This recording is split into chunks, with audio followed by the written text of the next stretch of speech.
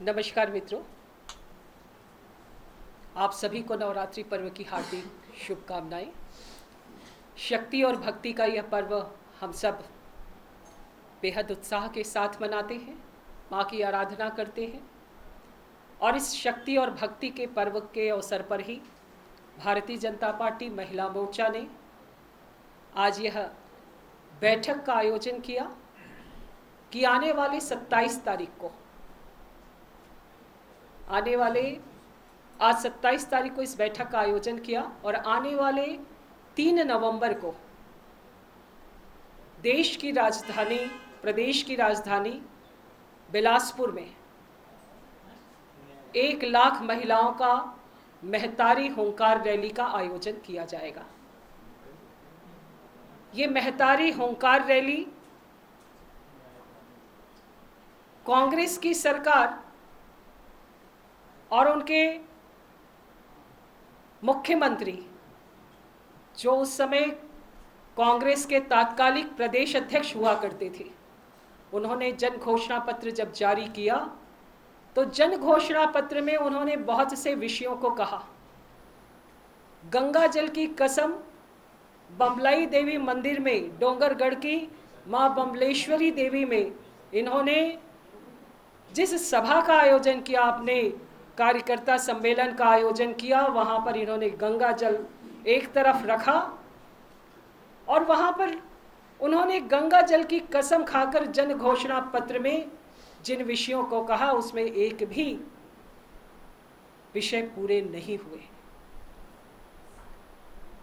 इसलिए आज भारतीय जनता पार्टी महिला मोर्चा नारी शक्ति से यह आह्वान करने के लिए रायपुर में एकत्रित हुई कि आने वाले 3 नवंबर को हम सब बहनें महतारी होंकार रैली में पहुँचे और हम प्रदेश की नारी शक्ति से ये भारतीय जनता पार्टी महिला मोर्चा यह आह्वान करता है कि प्रदेश की नारी शक्ति महतारी होंकार रैली के माध्यम से इस सरकार को बाहर करने की शुरुआत करें।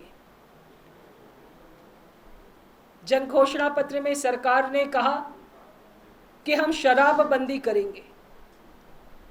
शराबबंदी के विषय पर आज इतना लंबा अंतराल बीतने के बाद भी ये सरकार, जो कांग्रेस पार्टी की छत्तीसगढ़ प्रदेश सरकार एटीएम है, और शराबबंदी नहीं कर पाने का कारण प्रमुख तौर पर केवल और केवल यही है कि यहाँ की राशि कांग्रेस पार्टी को चलाने के लिए उपयोग होती है।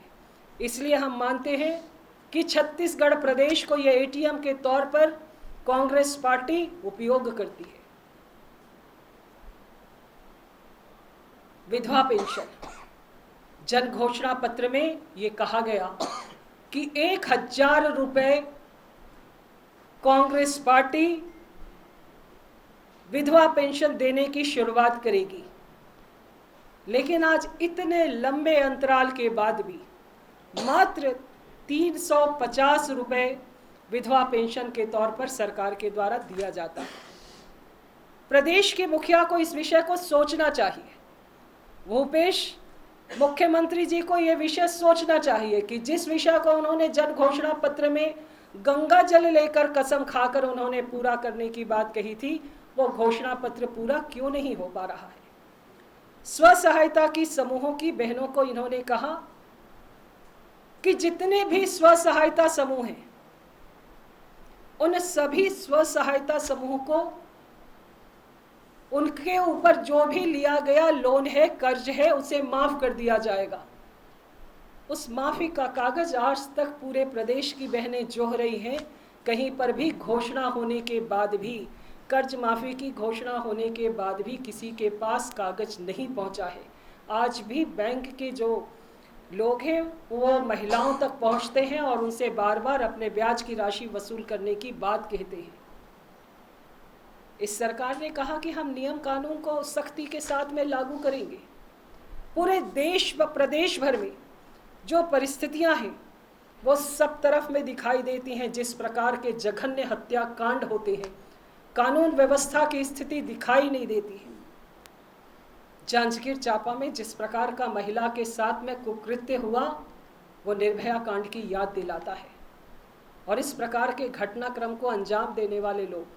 लगातार ये घटनाएं बढ़ रही हैं और इन घटनाओं का एक मुख्य कारण ये है कि प्रदेश में लगातार नशा बढ़ रहा है और नशा पे ये सरकार रोक नहीं लगा पा रही है और सरकार की मंशा भी रोक लगाने की नहीं दिखाई देती है। इस सरकार ने कहा कि हम हर जगह पर, हर थाने में एक महिला सेल अलग से उनको न्याय दिलाने के लिए खोलेंगे, लेकिन आज तक किसी भी थाने में दिखाई नहीं देता है कि कहीं पे इन्होंने विशेष तौर पे महिला सुरक्षा के नाम के लिए वहां पर महिला सेल खोला हो। जो अपराधी हैं वो बेखौफ घूमते हैं और जिस प्रकार से, जिस तेजी से कानून व्यवस्था में जो संरक्षण जिनके द्वारा उन्हें दिया जाता है, अपराधियों के हौसले आखिर बुलंद क्यों हो रहे हैं। इसलिए भारतीय जनता पार्टी आने वाले 3 नवंबर को न्यायधानी में न्याय मांगने के लिए हमारी नारी शक्ति सड़कों पर उतरने वाली है। 1 लाख से ज़्यादा महिलाएं उस कार्यक्रम में शामिल होंगी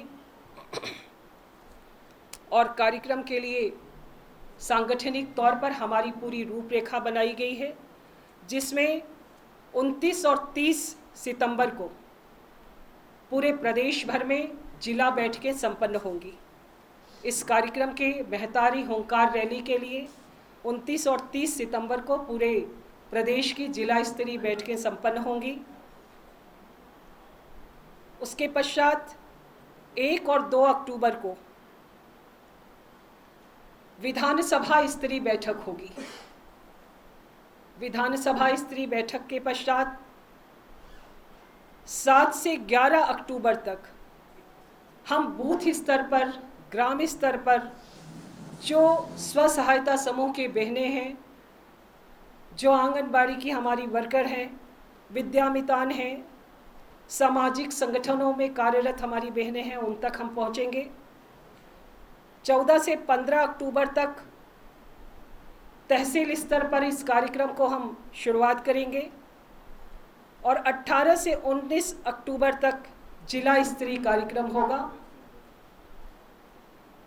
और 28 अक्टूबर को पूरे प्रदेश में स्कूटी रैली हमारे भाजपा ध्वज के साथ में पूरे प्रदेश में निकाला जाएगा और 3 नवंबर को महतारी होंकार रैली में हम सब शामिल होंगे।